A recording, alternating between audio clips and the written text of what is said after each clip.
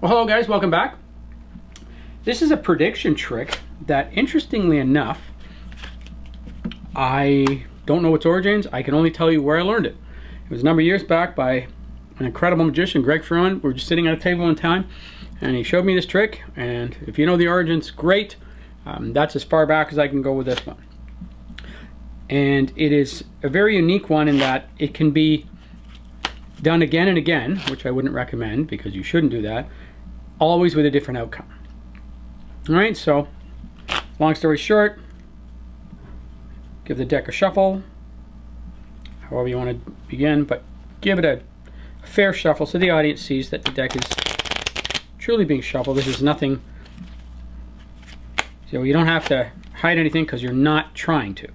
From here, I'm going to make two predictions, and these are going to be my predictions.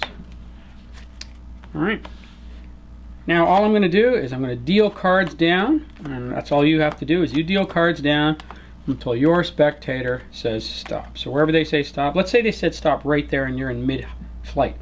My question would be, do you want to place it here, you want to put it here? It doesn't matter, the choice is there. So if they say put it here, you put it here. If they say they like it here, leave it there.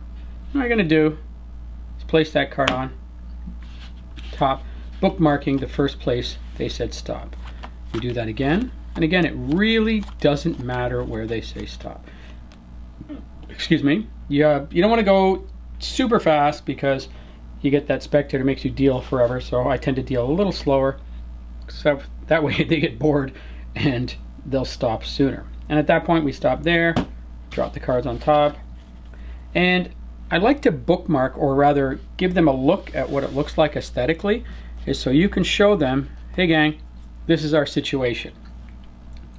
We had a deck shuffled, I made two predictions, and we bookmarked the two spots you said stop. And at that point, do this very openly and fairly. I can take that away, card on top here as well.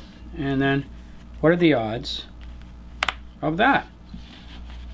Yeah. Pretty cool. So, super easy.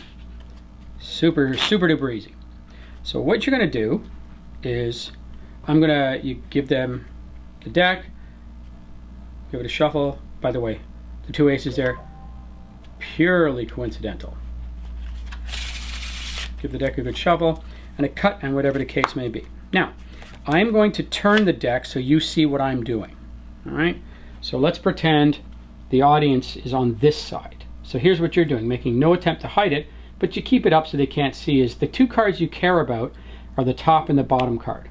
So the top card and the face card. It doesn't matter what they are, but I want to get their mates. That's my predictions. So I take out, I'm looking for the King of Clubs and the Five of Diamonds.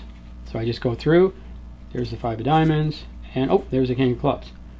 Now when I lay them out onto the table, it's important I lay them out such that the card here and the mate here are the ones we're looking at. In other words, when I take these out of the pack, I want to lay them down that way, not that way. Okay?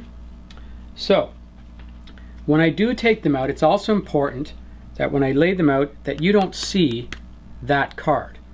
So you'll notice when I take them out and I drop them, I tilt the deck towards me, transferring it to my left hand. The trick at this point is pretty much self-working. There are no moves. So as I'm dealing down, the first card I deal down is the king, so I deal fairly methodically, and I make a big fuss about when they say stop. I'll say something like, oh, you've stopped me halfway. Do you want it here or do you want it here? Wherever they say is totally fine, because you're going to see what happens is as soon as I bookmark it, what do I put on top? All right? Let it fall. You don't care. We'll do that again.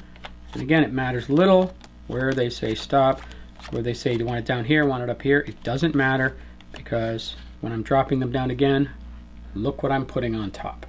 All right? Yeah. At that point, I can bookmark. And when you say we bookmark, that's really not what happened. But in the eyes of the spectator, they look at it and go, oh, that looks pretty cool. Separate them, going for the card on top, and do this very openly and fairly. And I like to end with, what are the odds of that? And that, my friends, is the prediction trick.